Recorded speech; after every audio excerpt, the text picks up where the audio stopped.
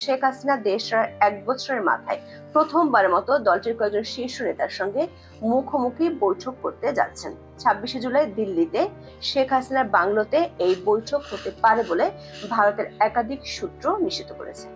ধারণা করা হচ্ছে, জুলাই হত্যাকাণ্ডের সাথে জড়িত থাকার অভিযোগে এবং দায়েরকৃত মামলাগুলোর মোকাবেলা এবং সম্প্রতি গোপালগঞ্জে সংঘটিত হত্যাকাণ্ড ও মানবাধিকার লঙ্ঘনের বিষয়টি আন্তর্জাতিক পরিমণ্ডলে প্রচার এবং দলের ভবিষ্যৎ কর্মপরিকল্পনা সম্পর্কে এই বৈঠকে আলোচনা হতে পারে। বিস্তারিত জানতে চলুন যাওয়া যাক বিশ্লেষণ।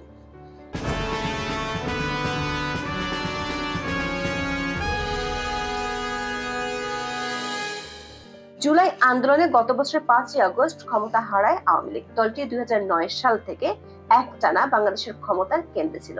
5ই আগস্ট শেখ হাসিনা দেশ ছেড়ে চলে যান ভারতে। সে সময় তার কাছে ছিল লাল পাসপোর্ট। পরে বাংলাদেশের অন্তর্বর্তী সরকার তার সেই লাল পাসপোর্ট বাতিল করে। ভারত সরকার আনুষ্ঠানিকভাবে জানিয়েছিল শেখ হাসিনা ভারত সরকারের রাষ্ট্রীয় অতিথি হিসেবে দেশটিতে আছেন। বাংলাদেশের পররাষ্ট্র মন্ত্রণালয় থেকে শেখ হাসিনাকে ফেরত চেয়ে নোট ভারবালো পাঠানো হয়েছিল, কিন্তু ভারত সরকার তার কোনো উত্তর দেয়নি। এর মধ্যে শেখ হাসিনা দিল্লি থেকে সামাজিক মাধ্যমে প্রায় বক্তব্য দেন, বিশেষ করে দলীয় নেতা কর্মীদের উদ্দেশ্যে বক্তব্য দিয়ে থাকেন। তেমন একটা বক্তব্যকে ঘিরে বাংলাদেশের আন্তর্জাতিক অপরাধ ট্রাইব্যুনালে আদালত অবমাননার মামলা দায়ের হয়েছিল। মামলাটিতে আদালত শেখ হাসিনাকে 6 মাসের কারাদণ্ড দিয়েছেন। শেখ হাসিনা এমন বক্তব্য দেওয়ার বিষয়টি নিয়ে বাংলাদেশের অন্তর্বর্তী সরকারের প্রধান উপদেষ্টা অধ্যাপক মোহাম্মদ ইউনূস ভারতের প্রধানমন্ত্রী নরেন্দ্র মোদীর সাথে সাক্ষাতে তুলে ধরেছিলেন, কিন্তু ভারত সরকারের পক্ষ থেকে সামাজিক মাধ্যম ব্যবহারের স্বাধীনতায় দেশটি হস্তক্ষেপ করা সম্ভব নয় বলে জানানো হয়েছিল। এর মধ্যে বাংলাদেশের অন্তর্বর্তী সরকার বহুবার করবে না করবে বললেও শেষ পর্যন্ত আওয়ামী লীগের কার্যক্রম নিষিদ্ধ করেছে।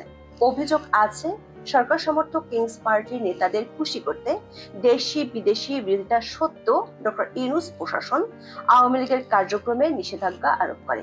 শেখ হাসিনা দিল্লিতে থাকলেও ভারত ও আন্তর্জাতিক গণমাধ্যমগুলোর খবরে বলা হয়েছে তিনি বেশ কড়া নিরাপত্তার মধ্যে আছেন। এমনকি তার নিরাপত্তার স্বার্থে ভারত সরকার তার অবস্থান সম্পর্কে সুনির্দিষ্ট কোনো তথ্য প্রকাশ করেনি। এমনকি তার সাথে কারো দেখা সাক্ষাতেও ছিল কড়াকড়ি। শেখ হাসিনা দেশ ছাড়ার সময় তার সঙ্গী ছিলেন ছোট বোন শেখ রেহানা। আবার বিশ্ব স্বাস্থ্য সংস্থার আঞ্চলিক প্রধান হওয়ার সুবাদে শেখ হাসিনার মেয়ে সাইমা ওয়াজেদ পুতুল আগে থেকেই দিল্লিতে ছিলেন। সূত্রগুলো বলছে, গত ঈদ উল আজহার সময় দিল্লিতে যান শেখ হাসিনার মার্কিন প্রবাসী পুত্র সজীব ওয়াজেদ জয়। তিনি সেখানে 7 দিনের মতো তার মায়ের সাথে কাটিয়েছিলেন। সজীব ওয়াজেদ জয় এর আগে বাংলাদেশি পাসপোর্ট ব্যবহার করতেন, কিন্তু বাংলাদেশের অন্তর্বর্তী সরকার তার পাসপোর্ট বাতিল করায় তিনি সম্প্রতি যুক্তরাষ্ট্রের নাগরিকত্ব নেন। মার্কিন পাসপোর্ট নিয়ে তিনি দিল্লিতে মায়ের সাথে দেখা করতে গিয়েছিলেন। দিল্লির পররাষ্ট্র মন্ত্রণালয়ের একটি সূত্র জানিয়েছে, বাংলাদেশের সাবেক প্রধানমন্ত্রী শেখ হাসিনার নিরাপত্তার কথা বিবেচনায় রেখে তার অবস্থান নিয়ে চূড়ান্ত সতর্কতা অবলম্বন করে আসছে ভারতের স্বরাষ্ট্র মন্ত্রণালয়। শুধু নিরাপত্তাই নয়, একজন অতিথি রাষ্ট্রপ্রধানকে যে ধরনের সুযোগ সুবিধা ও মর্যাদা দেওয়া হয়ে থাকে বাংলাদেশের সাবেক প্রধানমন্ত্রীর জন্য তাই বরাদ্দ আছে। নিয়মিত তার স্বাস্থ্য পরীক্ষা করা হয়। প্রধানমন্ত্রী থাকাকালে তার চোখের চিকিৎসা হয়েছিল যুক্তরাজ্যে, আর কানের চিকিৎসা হয়েছিল যুক্তরাষ্ট্রে।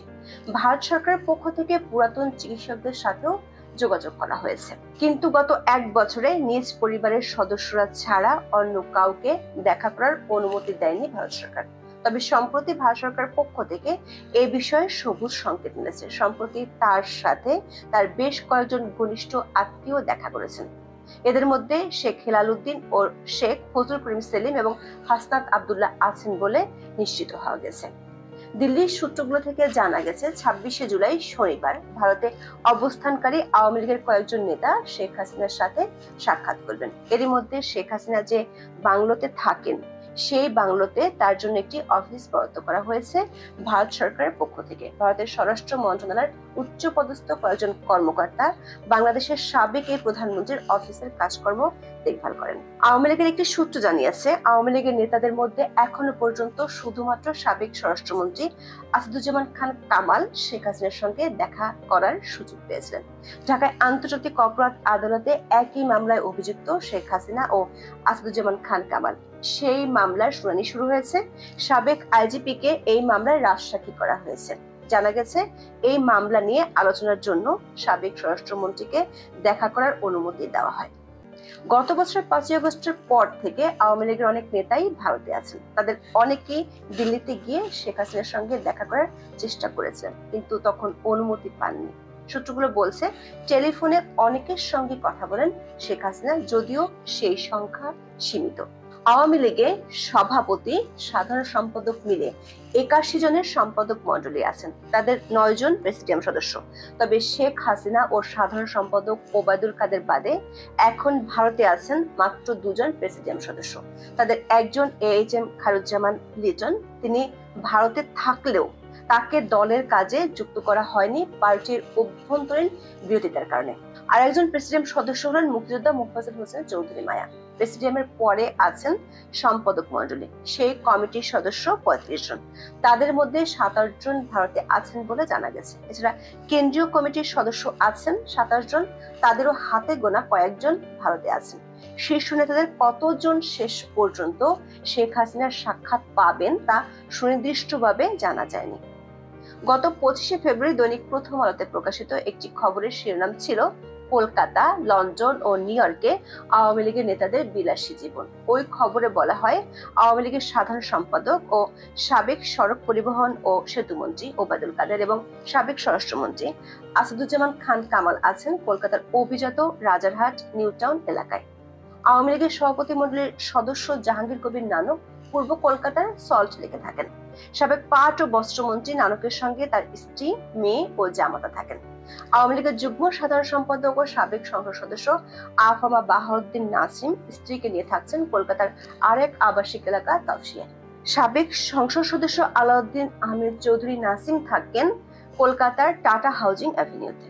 এছাড়া আওয়ামী লীগের প্রভাবশালী নেতাদের মধ্যে শেখ ফজল করিম সেলিম, শেখ হেলাল উদ্দিন ও তার ছেলে শেখ তন্ময়, নজরুল হামিদ বিপু, অসীম কুমার উকিল ও তার স্ত্রী অধ্যাপক অপু উকিল, যশোরের সাবেক এমপি শাহিন চাকলাদার, যুবলীগের সাবেক চেয়ারম্যান ওমর ফারুক চৌধুরী সহ অনেকেই কলকাতা সহ ভারতের বিভিন্ন স্থানে অবস্থান করছেন।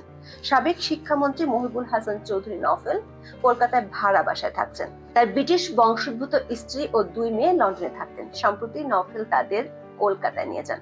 আওয়ামী লীগের যুগ্ম সাধারণ সম্পাদক মাহবুব-উল আলম হানিফ দিল্লিতে অবস্থান করছেন। শেখ হাসিনার সাবেক প্রতিরক্ষা উপদেষ্টা তারিক আহমেদ সিদ্দিক কলকাতা থাকেন। ভারতে নিজের বাড়িতে থাকছেন আওয়ামী লীগের নেতা আবুল হাসান আব্দুল্লাহ ও তার ছেলে বরিশাল সিটি কর্পোরেশনের সাবেক মেয়র সেনেবাদ সাদিক আব্দুল্লাহ। অন্যদিকে সাবেক চিফ হুইপ নুরি আলম চৌধুরী লিটন ও তার ভাই যুবলীগ নেতা নিক্সন চৌধুরী থাকছেন কলকাতায়। গত 7ই ফেব্রুয়ারি বিবিসি বাংলাতে প্রকাশিত এক খবরে বলা হয়েছে, বিভিন্ন সূত্র থেকে বিবিসি বাংলা জানতে পেরেছে, আওয়ামী লীগের প্রথম সারির বা ক্যাটাগরি 1 এর নেতাদের মধ্যে অন্তত 200 জন পশ্চিমবঙ্গে আছেন।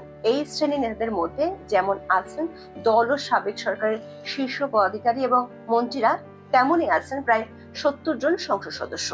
সূত্রগুলো বলছে, বাংলাদেশে হিন্দু সম্প্রদায় আওয়ামী লীগ নেতাকর্মীদের উপর নির্যাতন, বিশেষ করে গোপালগঞ্জের সংগঠিত হত্যাকাণ্ডের বিষয়টি আন্তর্জাতিক পরিমণ্ডলে ভালোভাবে প্রচার করতে চায় আওয়ামী লীগ। গোপালগঞ্জে সরকার সমর্থক কিংস পার্টি এনসিপি সমাবেশকে ঘিরে আইন শৃঙ্খলা বাহিনীর সদস্যরা বিক্ষোভকারীদের উপর গুলি চালিয়েছিল। ওই ঘটনায় 5 জন মারা যায়। বাংলাদেশের মানবাধিকার সংস্থা আইন ও সালিশ কেন্দ্র তাদের প্রাথমিক অনুসন্ধানে গোপালগঞ্জে গুরুতর মানবাধিকার লঙ্ঘনের প্রমাণ পেয়েছে।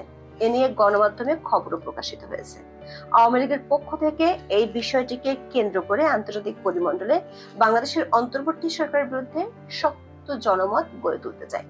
সেটি নিয়ে দলের নেতাদের দিক নির্দেশনা দিতে পারেন বাংলাদেশের আদালতে অভিযুক্ত সাবেক প্রধানমন্ত্রী শেখ হাসিনা। তবে আওয়ামী লীগ নেতাদের পক্ষ থেকে ভিন্ন নামে গোপালগঞ্জের ইস্যুটিকে নিয়ে দিল্লিতে একটি সংবাদ সম্মেলনের আয়োজন করা হয়েছিল, কিন্তু ভারত সরকারের আপত্তিতে শেষ পর্যন্ত ওই সংবাদ সম্মেলনটি বাতিল করা হয়। এখন এই পর্যন্ত, সবাই ভালো থাকুন।